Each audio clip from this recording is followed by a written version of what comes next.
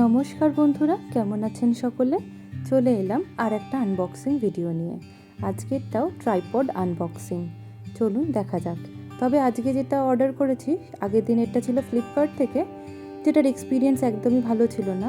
আজকে অর্ডার করেছি অ্যামাজন থেকে। চলুন শুরু করা যাক আনবক্সিং। প্রথমেই বক্সটাকে আমি কেটে নিলাম। এরপর এই যে দেখুন ট্রাইপড। তবে এটা খুব একটা ভারী নয়, হালকাই, কিন্তু বিল্ড কোয়ালিটি আমি প্রথমেই ধরে যেটা বুঝলাম সেটা কিন্তু ভালো।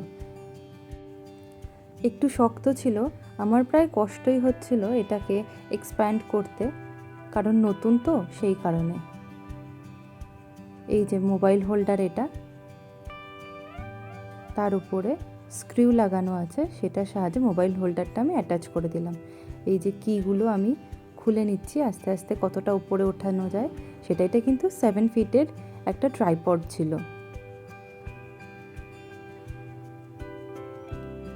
এই দেখতেই পাচ্ছেন আমি এক হাতে ট্রাইপডটা উঠিয়ে নিয়েছি, তার মানে কতটা হালকা ছিল, কতটা ভারীও না এটা।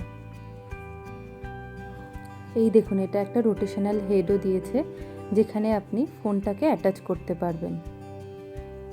এই রোটেশনাল হেডের জন্য আপনি হরাইজন্টাল, ভার্টিক্যাল যেভাবে ইচ্ছা শ্যুট করতে পারবেন।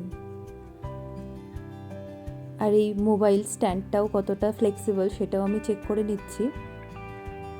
আর এই যে ব্ল্যাক কিগুলো ছিল, ওগুলো কিন্তু অপলকা একদমই নয়, ওগুলোর বিল্ড কোয়ালিটিও খুব সুন্দর।